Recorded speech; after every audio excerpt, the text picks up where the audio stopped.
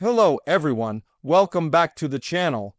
Today we're diving into one of the most urgent and alarming crises unfolding right now, a crisis that has pushed Iran straight into the red zone. We're talking about the water that has vanished almost overnight, and what this means for the people, the land, and the future of the entire region. This is not just another environmental issue. This is a slow, burning emergency that has suddenly exploded into a national threat. Today we're breaking it all down in clear, simple language, so you understand exactly why this is happening and what comes next. Iran has been struggling with water scarcity for decades, but the situation has escalated dramatically in recent years. Major rivers that once flowed through cities and farms have now shrunk into narrow channels or dried up completely. Lakes that were once massive and thriving have turned into cracked plains of salt and dust. Groundwater sources that took thousands of years to fill have been pumped nearly dry. And this time, the warning signs are more severe than ever before. Entire provinces are reporting emergency-level shortages. Cities are rationing water. Farmers are abandoning their land because there is nothing left to grow. The water crisis, once a distant problem, has become a daily reality. What makes things even more troubling is how fast this crisis accelerated. Many regions in Iran went from low supply to critical danger in a surprisingly short period. Communities that depended on consistent water flow suddenly watched their lakes shrink and their wells fail. Regions that used to receive rainfall are now facing long dry spells and temperatures hotter than ever. Climate patterns have shifted, and the effect on Iran has been devastating. The country is heating up faster than the global average, which means the land dries out quicker. Crops fail more easily, and whatever water exists evaporates rapidly. For millions of people, this isn't a future danger, it's happening right now. A major part of this crisis can be traced back to decades of overuse and mismanagement.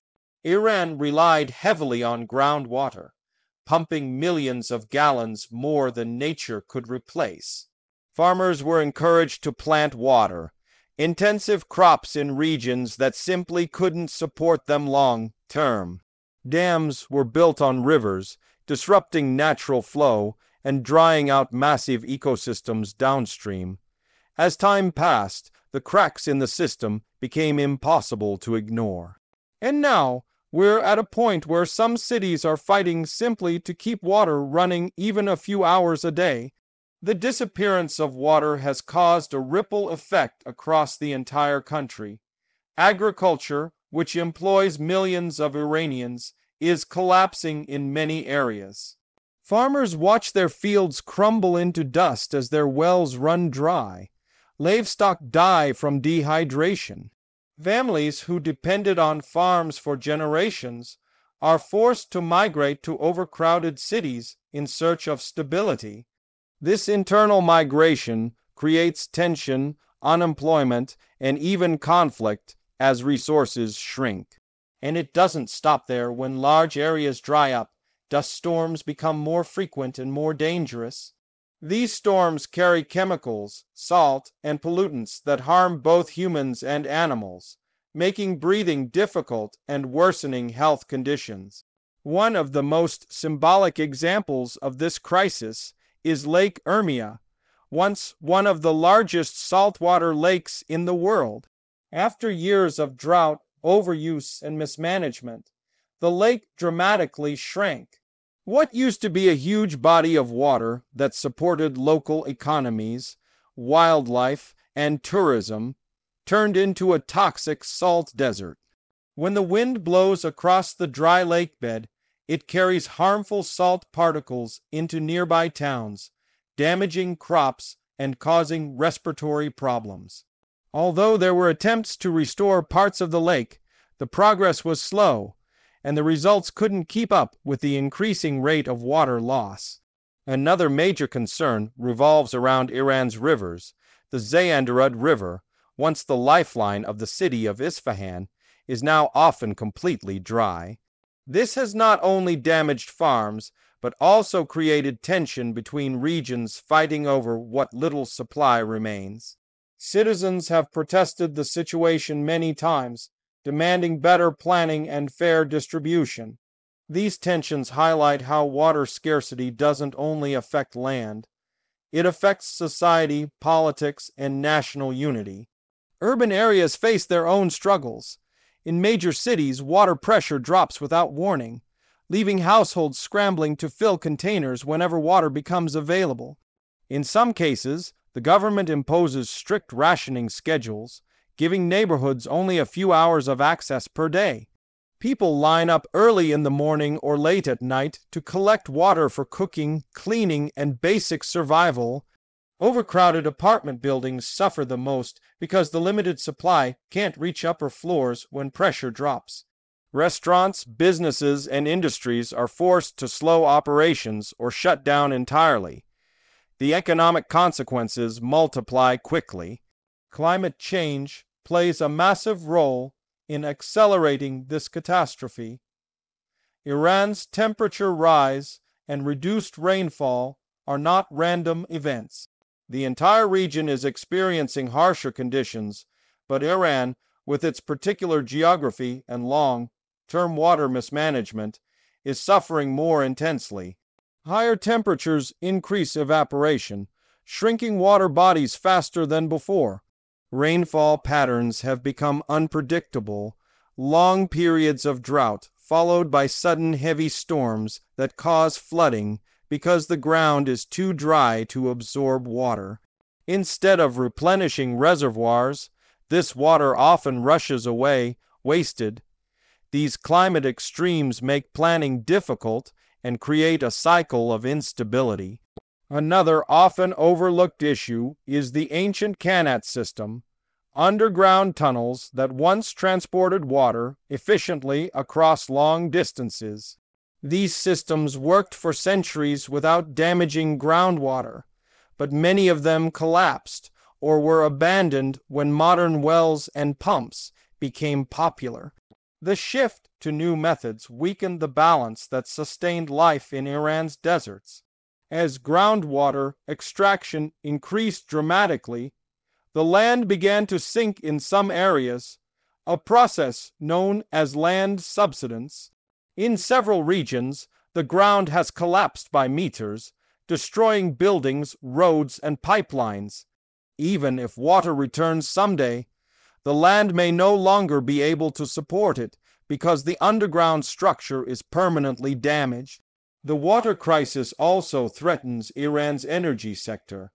Many of Iran's power plants rely on water for cooling. As reservoirs shrink, energy production becomes less stable. This leads to power cuts during the hottest months, which is exactly when people need electricity the most. Industries that rely on water, including steel, agriculture, and petrochemicals, report production declines. The entire economy feels the stress, creating a loop where lack of water leads to lack of power, and lack of power leads to more hardship. One of the biggest dangers is that water scarcity can increase political tension both inside and outside the country. Regions compete internally for limited water resources. Rural populations feel neglected and abandoned. On an international level, Iran shares several water sources with neighboring countries. When those rivers shrink, disputes can emerge over who has the right to use what remains.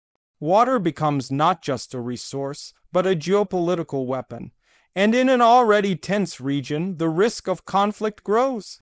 Despite all these challenges, there are solutions, but they require massive commitment and major changes. Experts suggest strict limits on groundwater usage and shifting to modern irrigation techniques that save water. Drip irrigation, for example, can reduce water waste dramatically compared to traditional flood irrigation. Some regions are experimenting with drought-resistant crops that require less water. Desalination plants on the Persian Gulf could help supply coastal areas. although they are expensive and energy intensive. Wastewater recycling could also play a huge role in supporting agriculture and industry. Urban areas can adopt water-saving technologies such as smart meters, efficient plumbing systems, and public education campaigns that teach people how to reduce usage. Countries like Australia and Israel faced similar crises in the past and implemented successful strategies. Iran could learn from these models, but time is running out. Reforms must be rapid, large, scale, and transparent. However, none of these solutions will work if the root causes aren't addressed. Water mismanagement, over-extraction, and outdated agricultural policies must be corrected. Corruption and political struggles often slow down progress. But without honest leadership and clear planning, Iran risks reaching a point of complete water collapse. The consequences could be irreversible. For ordinary Iranians, the crisis is personal. It affects their daily routines, their health, their livelihoods, and their future. Families worry about the water their children drink. Farmers fear losing land that has been in their family for generations. Students and workers struggle with water shortages and power cuts. As the crisis worsens, people demand accountability and long-term solutions. They want to know why their rivers have dried, why their wells have failed, and why the water they once depended on has vanished almost overnight. This situation has sparked debates among scientists, activists, and journalists who warn that unless immediate action is taken, Iran could face one of the worst water collapses in the world. International organizations have also expressed concern, offering research, technology, and support. But implementing these solutions depends entirely on the country's internal decisions and priorities. As we look at Iran today, it's clear that the water crisis is more than just a natural disaster. It's the result of human actions, climate change, and decades of policies that ignored the warning signs. Now, the country stands at a crossroads. Either it transforms its water system with urgency, or it continues down a path that leads to deeper instability, migration, economic decline, and environmental destruction. The story of Iran's vanishing water is a powerful reminder of how fragile our planet's resources are. It shows how quickly things can collapse if we use water faster than nature can replace it, and it highlights the importance of planning, conservation, and sustainable practices. As we move forward, the world is watching. The question is whether Iran can pull itself back from the edge and rebuild a system that protects its people and its future. The red zone is real, the danger is immediate, and the decisions made today will shape the next generation. Thank you for watching. If you found this explanation helpful, make sure to like, share, and subscribe for more deep dives into global issues.